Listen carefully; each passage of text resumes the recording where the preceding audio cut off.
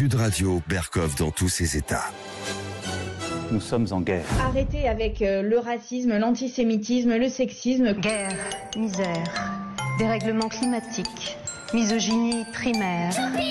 On est tous les mêmes droits. Plus le niveau de souffrance augmente et plus leur implication est vitale. Il n'y a pas d'ennemis de l'intérieur. Monsieur Biden, certains estiment que vous êtes sénile. Que répondez-vous à cela? Il peut y avoir des gens mal intentionnés. Sans déconner. I am not senile at all. Et dans ces cas-là, il faut les combattre. Nous sommes en guerre.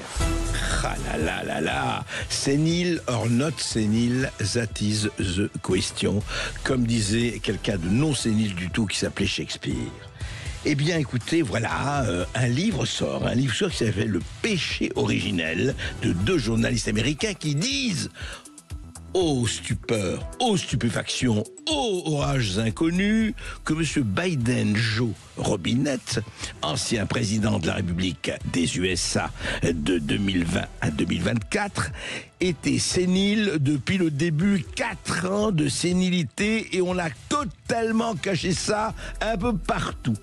Eh bien, écoutez, on va en parler avec Stéphane Bureau, c'est intéressant. Et puis, on va parler évidemment de la rencontre historique extraordinaire, un grand moment de télévision entre Donald Trump à la Maison-Blanche avec le président d'Afrique du Sud. Il s'est passé quelque chose d'exceptionnel, on va en parler.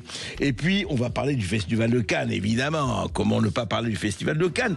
Mais on veut savoir, le festival, c'est un festival formidable, historique, culturel, qui est dédié au cinéma, mais certains veulent désormais le dédier à la politique, sinon à la bien-pensance. Eh bien, on va en parler avec David Disnard, le maire de Cannes, et le président de Nouvelle Énergie. De quoi, effectivement, aujourd'hui, les artistes sont-ils le nom? Et puis, nous allons parler, évidemment, Perluet et Bravo. Le RATP fait du contrôle au faciès, oui, absolument. Et Sandrine Rousseau, sans laquelle nous n'existerions pas si je n'avais pas tous les jours, ou presque, les homélies de Sandrine Rousseau, ma directrice de conscience, je ne serais pas ce que je suis. Heureusement, elle est là. Et en seconde partie, c'est la culture dans tous les États. Et nous allons, avec Céline Alonso, célébrer le 100e anniversaire de la naissance d'un très grand écrivain, Jean Raspail, l'auteur du Camp des Saints. Vous savez, qui a fait tellement de polémiques, Jean Raspail, mais qui n'est pas que romancier, qui est un aventurier dans les meilleurs sens du terme, un voyageur de tous les États. À tout de suite. Les Français parlent au français. Je n'aime pas la blanquette de veau. Je n'aime pas la blanquette de veau. Sud Radio, Berkov dans tous ses états. Le péché originel, The Original Sin, c'est le titre d'un livre qui fait scandale aux États-Unis et qui va faire scandale en France et qui raconte la présidence Joe Biden. On en parle tout de suite. Sud Radio, Berkov dans tous ses états. Le fait du jour. Des marionnettes avec de la ficelle et du papier. Les marionnettes, Christophe, évidemment, très belle chanson de Christophe. Les marionnettes. Mais alors attendez, qu'est-ce qui se passe? On nous dit aujourd'hui, dans un livre qui fait parler évidemment de lui dans le monde entier, bien sûr, que Joe Robinette Biden, qui fut président des États-Unis de 2020 à 2024, était pratiquement affaibli cognitivement, ça veut dire en termes galants, sénile, depuis pratiquement le début de sa présidence et jusqu'à la fin, et la fin a été assez tragique. C'est un livre publié notamment écrit notamment par un journaliste de CNN qui ne se faisait pas marquer par son primaire, par son anti-bidenisme primaire. Eh bien, qu'est-ce qui se passe? Voilà, on découvre que son déclin physique et cognitif n'a rien de soudain ni de marginal. Stéphane Bureau, vous êtes journaliste québécois, vous travaillez à BFM et vous êtes créateur de l'excellent podcast Contact. Alors, dites-moi, ce livre, c'est un vrai pavé dans la mare. Ça ne devrait pas. Déjà. Ça ne devrait pas. C'est un pavé dans la mare dans la mesure où on a accepté qu'il n'y avait pas de problème, qu'il n'y avait rien de pourri au royaume de la Maison-Blanche pendant ces années. Et il y a aussi cette hypothèse que ce fut une accélération rapide et surprenante des conditions ou des aptitudes cognitives du président Biden. Or, ce n'est pas du tout le cas. Alors, je suis ni gérontologue, ni neurologue, mais les signes avant-coureurs étaient connu, je pense, de longs mois, sinon de longues années. Presque depuis le départ. Avant qu'on en prenne la mesure lors du débat, il y a presque un an aujourd'hui, le 27 juin 2024. Mais pendant les primaires pour la campagne de 2020, alors qu'il se qualifiait ou tentait de se qualifier comme candidat du Parti démocrate, il y a eu plusieurs occasions où ses adversaires démocrates, des amis politiques quand même si c'était des adversaires dans le contexte, ont souligné qu'il y avait des problèmes, des enjeux. Et je me souviens en particulier d'un débat où Julian Castro, démocrate, alors c'était pas le plus, je dirais, le plus visible de tous les candidats, mais à un moment, lors d'un échange, dit à Biden, mais Monsieur Biden, Monsieur le vice-président, parce que c'était son titre, vice-président, bien sûr. Vous êtes en train d'oublier ce que vous nous avez dit il y a à peine 2 minutes, parce qu'il répétait. Et évidemment, ce qui était implicite, c'est vous êtes aux abonnés absents.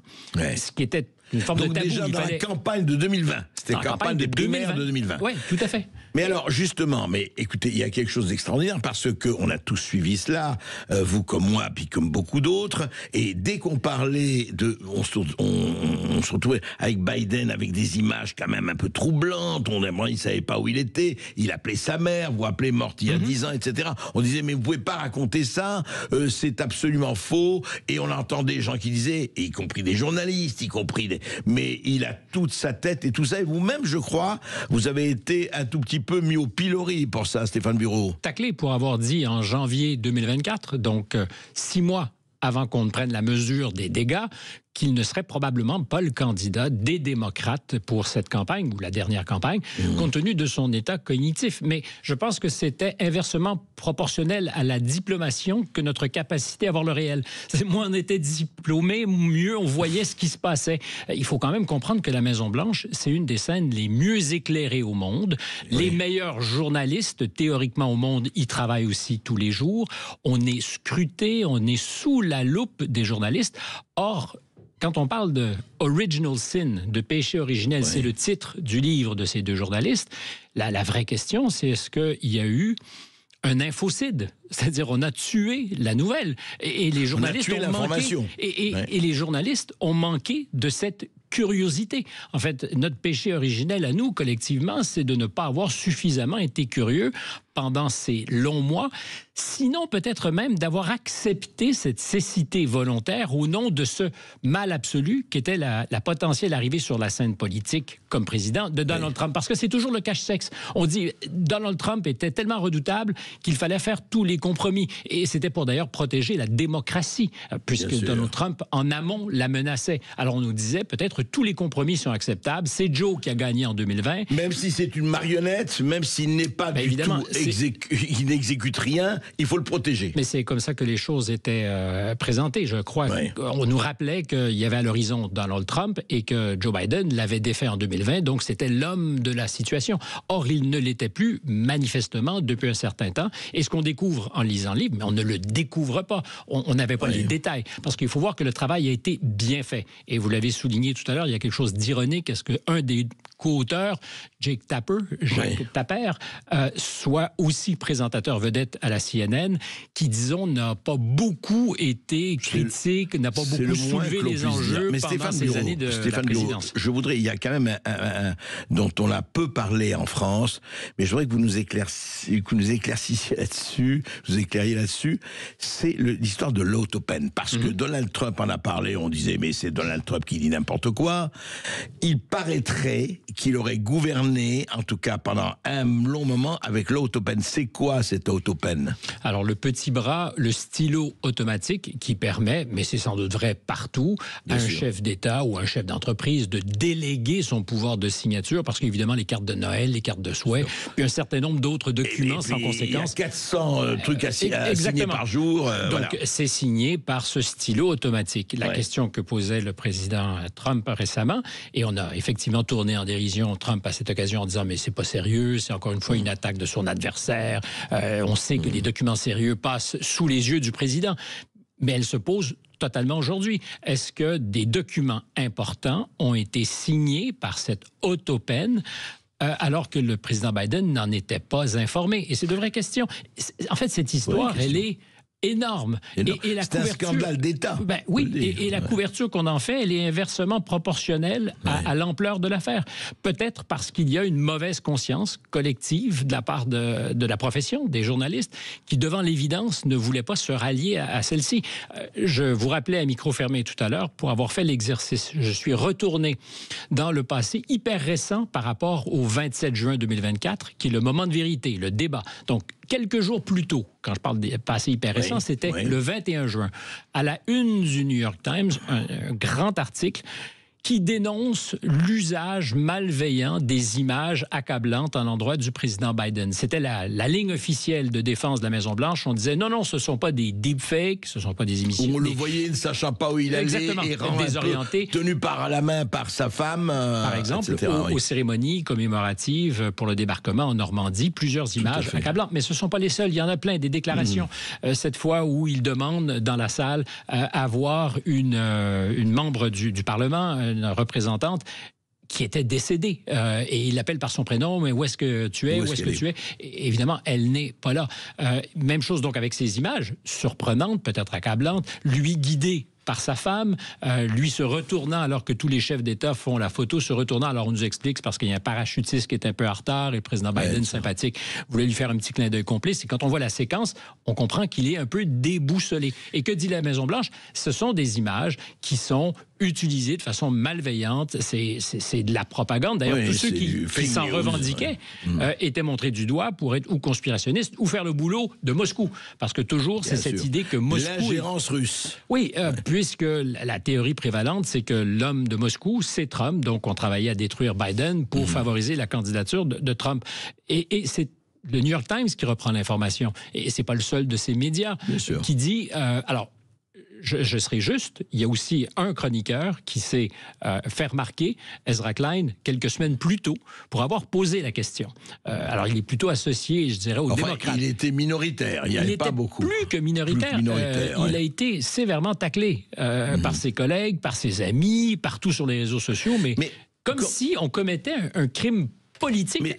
Stéphane Bureau, vous connaissez l'Amérique du Nord, vous connaissez bien les USA, mais comment se fait-il? Parce qu'il y a quelque chose d'extraordinaire. Ça veut dire qu'en 2025, ça veut dire au premier quart du 21e siècle, dans les réseaux sociaux, dans la transparence la plupart, dans la technologie la plus répandue, on peut garder un président, disons le mot, sénile ou en tout cas incapable d'exercer complètement ou très affaibli pendant 4 ans. Le président de la plus grande puissance mondiale. Oui, alors c'est là que je vous dis qu'il y a quelque chose de surprenant parce que l'ampleur de l'affaire est inversement proportionnelle au traitement qu'on y réserve. Il y a eu évidemment, dans les heures qui ont suivi le débat du 27 juin, une espèce de capacité à passer au lave-linge des mauvaises consciences, le discours de tous. On s'est retrouvé dans une situation où alors tout le monde furieux, il faut se débarrasser de Biden. Biden est un horrible personnage qui s'accroche au pouvoir et soudainement ceux qui, la veille ou l'avant-veille, disaient c'est l'homme de la situation, il est tip-top, comme on dit en américain. Débat catastrophique avec Trump, il faut l'éliminer tout de suite, il faut s'en débarrasser. Et d'ailleurs, il y aura un coup de force, parce que constitutionnellement, il n'y a absolument aucun outil pour se débarrasser du président, à moins que son cabinet, majorité de ses ministres et le vice-président, acceptent d'invoquer le 25e amendement. Mais ça n'a pas été le cas. Ça n'a jamais été le cas. Quelque part, c'est un coup d'État. Franchement. Alors, ce sont des gens qui ont estimé, encore une fois, que pour le plus grand bien de la collectivité, il fallait prendre en charge et peut-être laisser comme personnage rassurant le papy Biden, que les Américains, pour certains, aimaient, il n'y a aucun doute là-dessus, mais sans jamais dire la vérité. Alors, est-ce que c'est un coup de force? Est-ce que c'est un coup d'État? Il faut faire attention aux mots qu'on emploie, mais il y a fort à parier, et l'histoire, j'espère, nous le dira, que beaucoup de décisions importantes, je dis bien au conditionnel, tout ça, ont été prises, alors que M. Biden, peut-être, n'en mesurait pas l'ampleur. Peut-être qu'il ne signait pas et que c'était l'Otto Penn qui signait. Ça veut dire l'entourage, on ne sait pas, on ne va pas l'avancer, on ne va pas... Mais enfin, il y a quelque chose quand même... C'est une vraie question. Et de le faire de la Maison-Blanche. Oui, de la Maison-Blanche. On est toujours la guerre ou la paix, les pardons qu'il a donnés à son fils, à son entourage, etc. Vous savez, Je sais, parce que c'est des milliers de pardons qui ont été donnés dans les derniers jours de la présidence. y compris des pardons en amont. C'est-à-dire qu'on a choisi de donner un pardon inconditionnel pour des crimes qui n'avaient pas encore été nommés de manière préventive. Et c'est le pardon prophylactique. Oui, alors le pardon prophylactique dont certains dataient de mai 2014. 10 ans avant, c'est quand même extraordinaire. Et particulièrement pour son fils. C'est-à-dire on voulait s'assurer qu'on fasse place nette. Et le docteur Fauci aussi, ne l'oublions pas, le ministre, en guillemets, de la Santé de ces gouvernements. En fait, qu'est-ce que ça nous dit, tout ça, Stéphane Bureau? Qu'est-ce que ça nous dit à nous journalistes? Qu'est-ce que ça dit aux médias? Qu'est-ce que ça dit à tout le monde sur le système? Ça dit beaucoup de choses et je pense qu'on peut, à la lumière de ce qui se passe et de ce qui est exposé, faire un petit exercice d'introspection tous, comme citoyens, et probablement aussi pour nous dans la profession. Mais je reviens à cette idée, parce que souvent on est mis en garde contre la malveillance de la propagande de puissances étrangères. Et c'est vrai, je ne sous-estime pas que les Russes soient aux manœuvres et qu'ils se régalent de nos conflits, de nos disputes. Mais dans le cas présent, la manœuvre d'intoxication, elle est ourdie au sein de la Maison-Blanche et elle est faite aux frais de la démocratie américaine parce qu'on court-circuite le processus démocratique. Et posons la question plus ouvertement. Si les démocrates avaient eu le courage de voir le réel tel qu'il était un an plus tôt, on n'aurait jamais toléré qu'il reste aux manettes. Il y aurait eu une campagne en bonne et due forme à l'investiture du parti. Les meilleurs, probablement, et les plus ambitieux chez les démocrates se seraient présentés au rendez-vous. On aurait eu autre chose que la calamiteuse Kamala Harris, parce que c'était pas la meilleure dans les circonstances. Et ils auraient pu un vrai congrès, une vraie démission, sauf que Biden peut-être n'avait aucune envie, en tout cas sa femme Jill, de démissionner, de partir. Mais quelle est la responsabilité d'abord de ceux qui vous aiment? Je présume qu'il y a autour du président des gens qui l'aimaient, qui l'appréciaient, c'est peut-être de le protéger contre lui-même. Et ensuite, au nom des principes qu'eux-mêmes invoquaient continuellement, celui d'abord de la démocratie, des règles de la démocratie, dire, écoutez, on n'est peut-être nous pas en mesure de livrer le combat, il faut donc faire place à ceux qui le pourront. Et il était très tard en juillet dernier, d'abord parce que les plus ambitieux chez les démocrates savaient que c'était un peu plié, donc ne voulaient plus se présenter au combat, sachant que Trump avait survécu à tout ce qu'il avait traversé. Bien sûr. Donc, ils se sont, pour l'essentiel, les meilleurs dit, on reprendra ça. On verra ça on prendra plus ça en 2028. Mais c'est honteux du point de vue des électeurs démocrates, qui auraient peut-être eu un meilleur candidat, enfin, pas peut-être, très certainement un meilleur candidat, n'eût été de cette opération dont on commence à prendre la mesure. Prendre la mesure. Et quelle mesure? Et c'est là, Stéphane Bureau, pour terminer, qu'il faut dire ceci. Parce que c'est vraiment la question essentielle. Il ne s'agit pas non plus de discréditer l'âge comme un facteur disqualifiant en soi. Je rappelle que Trump a 78 ans, il n'est pas très loin. Mais la question, un président peut-il continuer à exercer ses fonctions en pleine dégradation physique et cognitive sans que le peuple, les élus, les journalistes en soient informés, ou, je dirais tout ça, sans que les élus et les journalistes ne les informent? Parce qu'il y a ça aussi. Oui, parce que je reviens à ce qu'on disait en début d'entretien. Je crois qu'une majorité d'entre les Américains voyaient qu'il y avait quelque chose qui ne tournait pas rond et que cette question pouvait se poser alors qu'il était candidat en 2020 à l'investiture du parti, avant qu'il ne soit président, chez ses adversaires politiques, qui, alors de façon peut-être gentille, disaient... Est-ce qu'il a l'énergie? Est-ce qu'il a les capacités? Et la réponse, on l'a eu 4 ans plus tard, dans des circonstances navrantes. Eh bien, écoutez, c'est un rapt de démocratie, je dirais. C'est voilà. Et l'enlèvement des Sabines, c'est l'enlèvement de la démocratie. Merci Stéphane Bureau. On continuera évidemment et avec vous et nous de parler de tout cela parce que c'est un vrai problème qui ne se pose pas qu'aux États-Unis d'Amérique. Plaisir renouvelé. Sud Radio. Les Français parlent au français. Les carottes sont cuites. Les carottes sont cuites. Sud Radio Berkov dans tous ses états. Et je ne suis pas le seul. Aujourd'hui, la capitale du monde, la capitale artistique du monde, il faut bien dire, c'est Cannes. C'est Cannes, son festival. Presque, d'ailleurs. En 1946, on fêtera le centenaire du festival de Cannes. Mais voyez, on est déjà à 80 ans ou presque.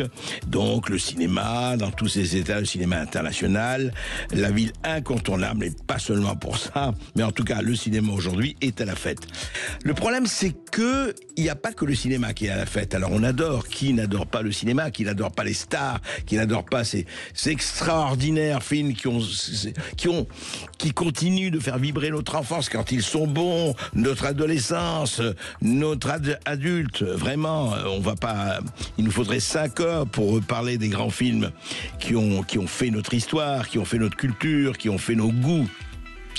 Mais il y a aussi autre chose, c'est qu'aujourd'hui, depuis quelque temps déjà, très bien, alors les artistes se disent, oui mais on n'est pas que des artistes, hein, on a vocation politique, on veut parler politique, très bien, pourquoi pas le mélange des genres. Mais quel mélange et quel genre? Est-ce qu'on veut faire de la salade russe ou pas?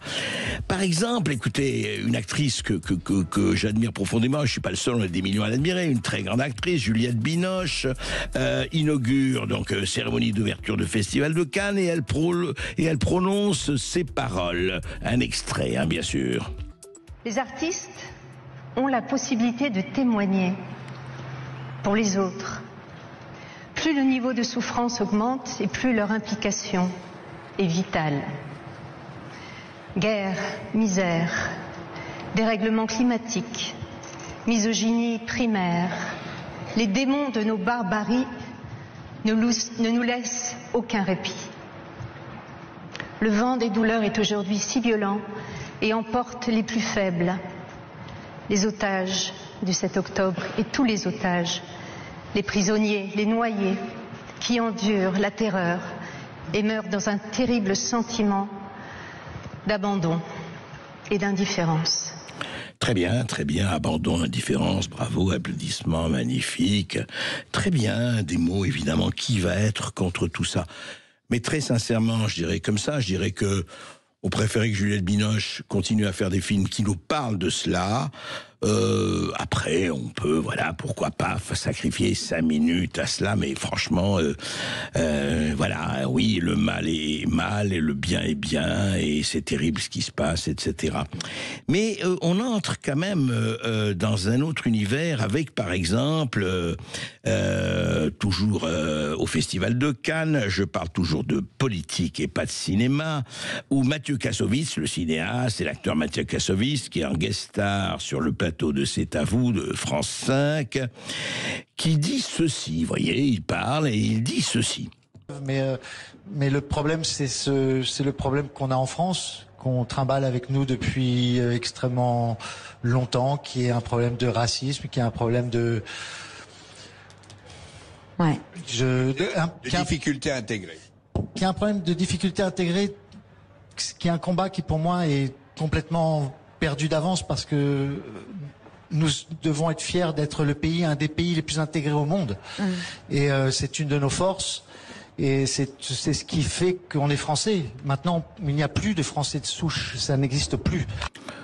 Il n'y a plus de Français de souche, mais voyons, bien sûr, il n'y a plus rien, tout ça n'existe pas. D'ailleurs, je pense que Mathieu Kassovitz n'est pas allé au bout, il n'y a plus de Français du tout. La France intégrée, ça veut dire quoi, la France intégrée? Et la France désintégrée, c'est quoi? Et je veux dire, on commence à dire ça, il n'y a plus de Français de souche. Mais pourquoi il y aurait honte? Mais enfin, écoutez, moi, je vais vous dire, je suis immigré, je suis né au Liban, d'un père d'origine russe et d'une mère d'origine espagnole, ok? Je n'ai pas le droit de me franchir le français? C'est quoi cette histoire? C'est pas le problème de Français de souche. Quelles sont les valeurs qui font de ce pays? C'est pas le problème. Vous savez, c'était Romain Gary qui disait « Je n'ai pas une goutte de sang français, mais c'est la France tout entière qui coule dans mes veines. » C'est ça l'important, Mathieu Kassovitz. Il faut arrêter ces abolis bibelots d'inanité sonore. Et le même Mathieu Kassovitz, écoutez cette indignation à géométrie variable. Voilà ce qu'il disait un jour sur un plateau de télévision devant la femme de Philippe Monguillot. Je rappelle que Philippe Monguillot est ce chauffeur de bus qui s'est fait assassiner, massacrer, qui en est mort parce que des gens ne voulaient pas payer leur billet de bus. Écoutez ce qu'il dit à la veuve de Philippe Monguillot sur un plateau de télévision. Toujours Mathieu Kassovitz, écoutez. Tout ce dont vous parlez là, c'est des faits divers. Et je suis encore désolé de parler de ça. Je suis désolé. Ce qui est arrivé à votre mari, malheureusement, va arriver à quelqu'un d'autre. Parce que la société est faite comme ça. La société est faite comme ça. Bon, alors c'est un fait divers, mais oui, c'est un fait divers. Il y a des faits divers, mais c'est intéressant. Il y a des faits divers il y a des choses qui ne sont pas des faits divers. Dans une autre circonstance, écoutez ce que dit sur l'affaire Naël et le refus d'obtempérer le même Mathieu Kassovitz. Écoutez. Tout ce dont vous parlez là, c'est des faits divers. Triste journée que celle-ci, avec la mort de Naël. Ce qui est arrivé à votre mari, malheureusement, va arriver à quelqu'un d'autre. Tué par un gendarme. Parce que la société est faite comme ça. 30 ans après, que je fais la référence à la haine parce que c'est le moment où on a commencé à parler de ces bavures policières et tout le monde a appris beaucoup de choses. Mais apparemment, il y a des gens qui n'ont toujours pas compris à qui ils ont affaire et qui sont ces jeunes en face, que c'est des fils. C'est pas des voyous, c'est pas des criminels. Ils ont pas d'armes. Et Philippe Monguillot avait une arme? Et ça, non, ah bon, c'est pas des policiers, c'est pas des voyous, c'est pas des criminels. Alors là, c'est pas du tout un fait divers. Là, c'est terrifiant. Effectivement, c'est terrible. C'est terrible qu'un policier ou quelqu'un d'autre tue quelqu'un. Mais vous avez vu, le ton est totalement changé. Non. Là, c'est plus un fait divers dont on parle. Non. Là, c'est terrible, c'est un crime. Ils ne se rendent pas compte que c'est des voyous sans armes. Mais dites-moi, tous les gens qui sont agressés, notamment un jour, la promenade des Anglais, etc., ils étaient armés? Les gens qui ont été agressés? Non. Alors, il y a quelque chose qui est quand même préoccupant de ces artistes, encore une fois, dont personne ne niera le talent, ni la qualité, qui veulent absolument légiférer sur tout et penser qu'ils ont un avis sur tout, et quel avis, on voit dans quel sens. Et je dois dire, merci David Lisnard d'être là, bonjour, d'abord. Bonjour. Le maire de Cannes, et je rappelle le président, pardon, excusez-moi, le président de Nouvelle Énergie et de l'Association des maires de France, bien sûr. Mais je voudrais dire ce que vous avez dit justement sur une télévision. Vous avez dit ceci. Ce que je remarque, c'est que toutes ces personnes qui défendent à raison la liberté d'expression et la liberté artistique, qui s'indignent des guerres ailleurs, n'arrivent pas à se battre pour libérer un Français, un grand écrivain, Boualem Sansal. C'est bien de parler des misères dans le monde, ajoutez-vous, David Lisnard, mais il faut déjà aussi défendre des artistes français, y compris quand on n'est pas d'accord avec ce qu'ils disent. Je suis fier que Cannes soit cette vitrine de la liberté d'expression, mais il ne faudrait pas qu'elle soit à sens unique. Et c'est ce qu'on constate, David Lisnard, c'est que pour le moment, en tout cas, tout se passe comme si elle était vraiment à sens unique. Alors oui, dans un certain sens, si vous me permettez, bon, vous avez tout ce que vous avez dit, je le partage, hein, y compris sur ce qu'est être français. Et la célèbre phrase de Romain Gary en est la quintessence. Pour revenir à votre question, l'expression des artistes, elle est légitime ou pas, c'est pas là. Moi, je suis pour la liberté d'expression, y compris quand elle me dérange. Et bien sûr. Ici. Mais en fait, elle révèle. C'est pas Cannes, c'est pas le festival. Oui, bien elle sûr. révèle l'endogamie, l'entre-soi d'un milieu culturel, notamment en France, mais aussi aux États-Unis, hein, qui sont des milieux dits très progressistes, avec des personnes qui sont des grands talents. Enfin, je veux dire, je ne veux pas du tout être dénigrant et tomber dans la facilité du dénigrement, mais dont la parole est une parole légitime, mais pas plus que la parole de n'importe quel citoyen. Tout à fait. En cela, le fait qu'il y ait un entre-soi, qui est une sorte d'effet de chambre d'écho. Moi, je le vois très bien ici, on l'observe pendant les 11 jours du festival. Il y a, comme disait David Lodge, c'est un petit monde, small world, fait qu'il n'y a que certains sujets qui sont toujours des sujets très politisés, du même côté, dans l'expression des artistes. Et peut-être que nous aussi, le tort que l'on a, c'est peut-être de trop les commenter d'ailleurs. Mais le problème, c'est que ça prend beaucoup de place. Oui. Après, ce que je voulais dire quand même, c'est que, contrairement à ce que l'on pense, vu de l'extérieur, les œuvres, elles sont beaucoup plus diverses dans leur expression. D'abord, une œuvre, elle est là pour avoir une qualité avant tout artistique. Bien sûr. C'est la base de tout. C'est ce qui doit guider sa sélection, sa projection, etc. Mais bien évidemment, les œuvres, elles ne sont jamais neutres. Elles n'ont jamais été neutres. Il y a même des œuvres qui sont des œuvres volontairement, etc. Mais quand vous regardez les films projetés au festival depuis des années, on se gosse souvent, surtout nous, quand on est à droite, etc. Enfin, en tout cas, je parle pour moi, des œuvres un peu de bien-pensance, mais il y a aussi beaucoup d'œuvres qui mettent des coups de pied dans le wokisme, y compris à Cannes. Hein. C'est bien plus diversifié qu'on ne le pense, c'est plus réjouissant, qui s'attaque à la cancel culture. Alors, c'est pas ce qu'il y a le plus, c'est pas celles qui sont plus mises en exergue par Télérama ou par Libération, évidemment, mais elles existent. Je me souviens quand Audiard a eu la Palme d'Or avec Dipan, ça avait dérangé le microcosme de l'entre-soi cultureux parce que ça montrait l'arrivée de cet émigré qui ne supportait pas l'insécurité et qui flinguait d'autres immigrés, quoi, hein, pour résumer, quoi. Ouais. Mais le film était formidable. Qu'on soit d'accord pas avec le propos, c'est pas le sujet. Bien sûr. Et moi, j'aime bien être dérangé dans mes convictions. J'ai fait des films très à gauche, mais qui étaient très bien faits et qui vous font réfléchir.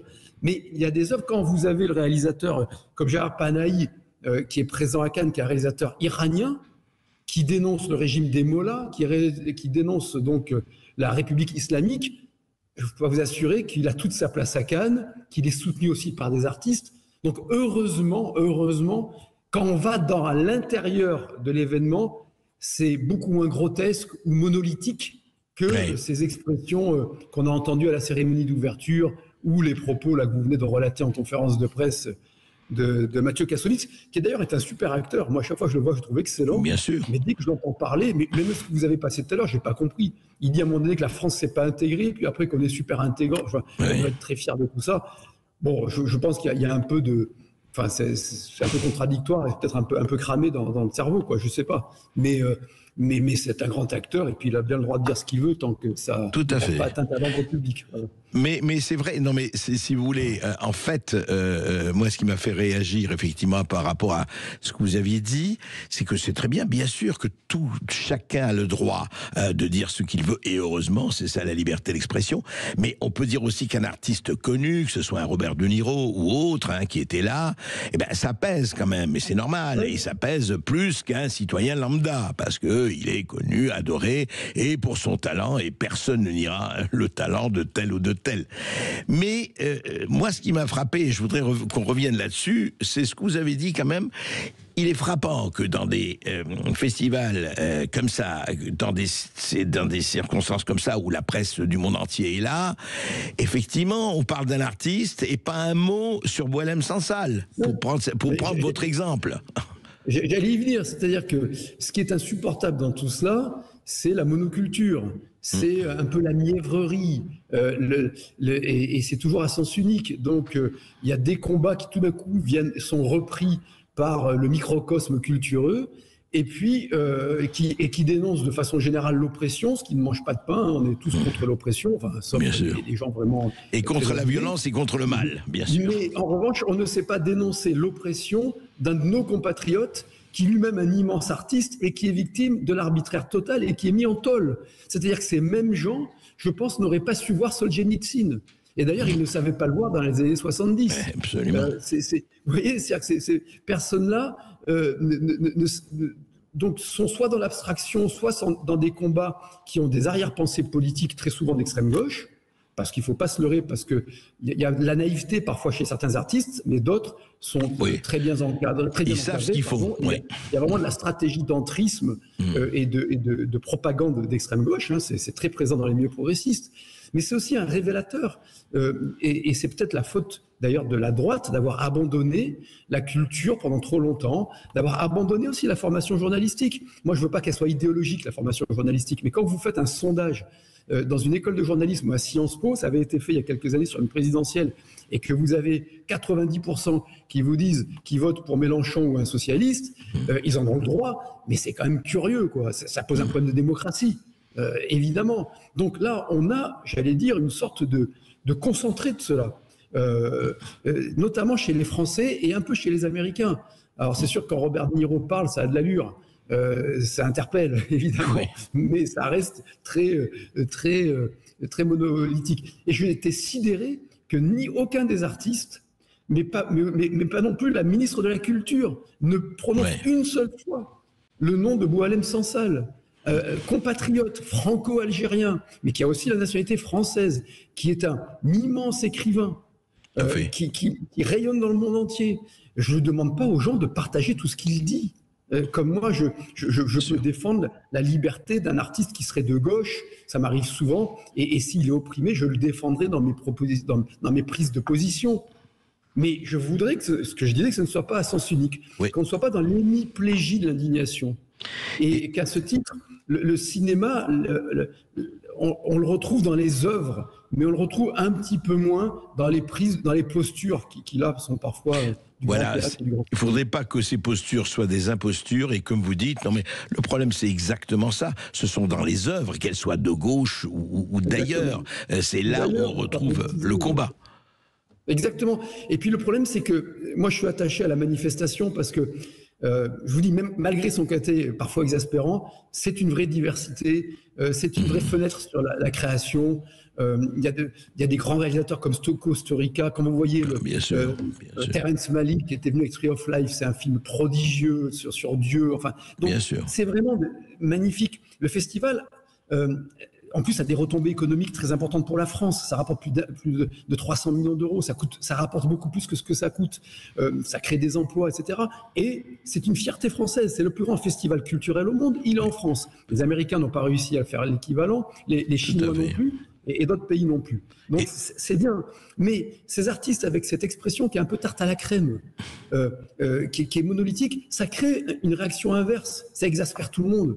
C'est-à-dire, mais les gars, arrêtez de nous faire la leçon, quoi. Voilà. C'est comme quand il y avait une pétition il y a quelques années d'acteurs français pour dire aux gens de ne plus manger de la viande le lundi, parce que ce serait mauvais pour la planète. Et vous imaginez, ces gens-là qui n'ont pas payé une addition pour certains depuis 20 ans, moi, les gens que je vois dans mes permanences, leur problème, c'est de pouvoir acheter de la viande. Donc, et ce que je dis est rigoureusement vrai, il y avait une pétition là-dessus. Qui mangent du quinoa, très bien, ils en ont tout à fait le droit.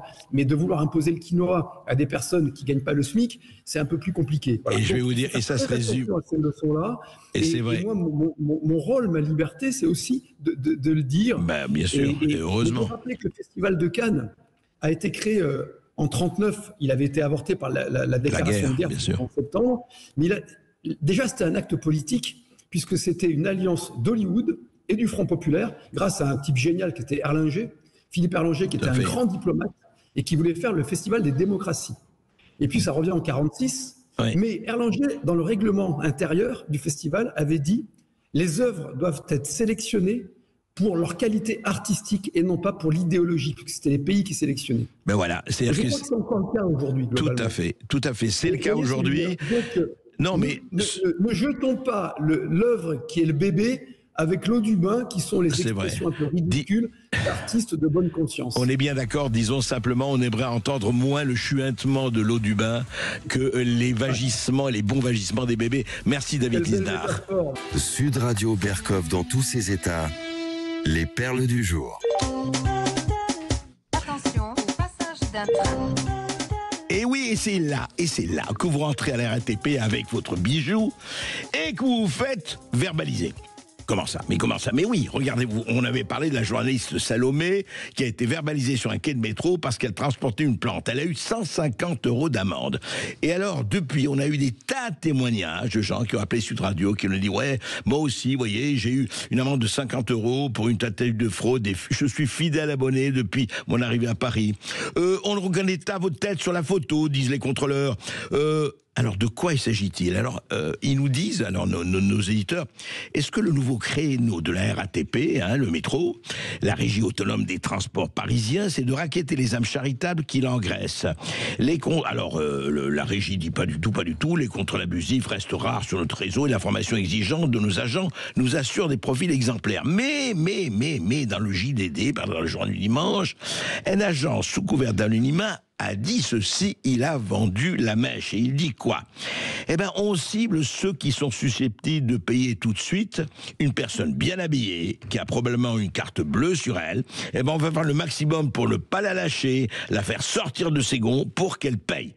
Et voilà, c'est le délit de faciès à l'envers. Alors, arriver au métro avec des guenilles, arriver des héros en disant etc. Et là, on vous touchera pas. Écoutez, voilà... Et qu'est-ce que vous voulez et ceux qui refusent, alors, catégoriquement, se montrent agressifs. Quand vous montrez agressif, malheureusement, dit toujours ce contrôleur, cet agent de la RATP, vous avez bossé qu'il n'y a rien, c'est merci, au revoir, voilà. Et oui, parce qu'il faut savoir, quand même finir là-dessus, que les contrôleurs ont des objectifs de verbalisation, une progression de carrière plus rapide et surtout les primes qui pourraient aller jusqu'à 500 € par mois pour les agents du réseau ferré, métro et RER. Ça motive 500 € par mois, vous voyez. Alors, ne vous habillez pas bien, regardez, soyez agressifs, envoyez-les se faire voir, et là, vous risquez moins que ceux qui sont bien costumés, gentils et autres. Non, j'exagère, mais enfin quand même, faut faire attention.